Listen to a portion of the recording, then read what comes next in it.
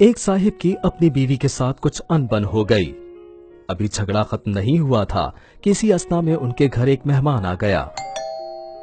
खाविंद ने उसे बैठक में बिठा दिया और बीवी से कहा कि फला रिश्तेदार मेहमान आया है, उसके लिए खाना बनाओ। वो झूठ बोलते हुए गुस्से में कहने लगी, घर में इतना खाना नहीं कि मेहमान का पेट भर सकें।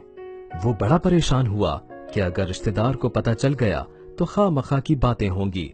इतने में उसे ख्याल आया कि हमारे हमसाए बहुत अच्छे हैं, मैं उन्हें एक मेहमान का खाना बनाने के लिए कह देता हूँ। चुनाचे वो उनके पास गया और कहने लगा, मेरी बीवी की तबीयत खराब है, लिहाजा आप हमारे मेहमान के लिए खाना बना दीजिए।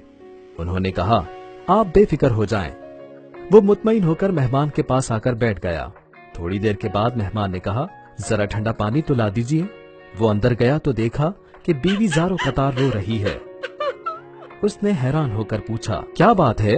बीवी कहने लगी, मुझे माफ कर दें, मुझसे बहुत बड़ी गलती हो गई।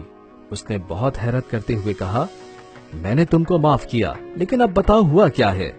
बीवी कहने लगी कि जब आपने आकर मेहमान के बारे में बताया था तो मैंने झूठ कहा था कि घर पे खाने को कुछ नहीं, मगर फिर मैंने दिल में सोचा कि लड़ाई तो मेरी और आपकी है और इसमें मेहमान का क्या कसूर है। चुनाचे में उठी और खाना पकाने चली गई।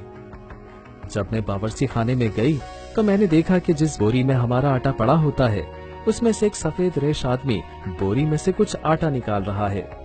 मैं ये मंजर देखकर सहम गई। वो मुझे कहने लगा, ए खातून, परेशान ना हो, कि तुम्हारे मेहमान का हिस्सा था जो तुम्हारे आटे में शामिल था। अब चूंकि ये हमसाये के घर में पकना है, इसलिए वही आटा लेने के लिए आया हूँ। मेहमान अल्लाह ताला की रहमत होते हैं, वो आपके घर बाद में आते हैं, जबकि अल्लाह ताला उनका रिस्क पहले भेज देते हैं।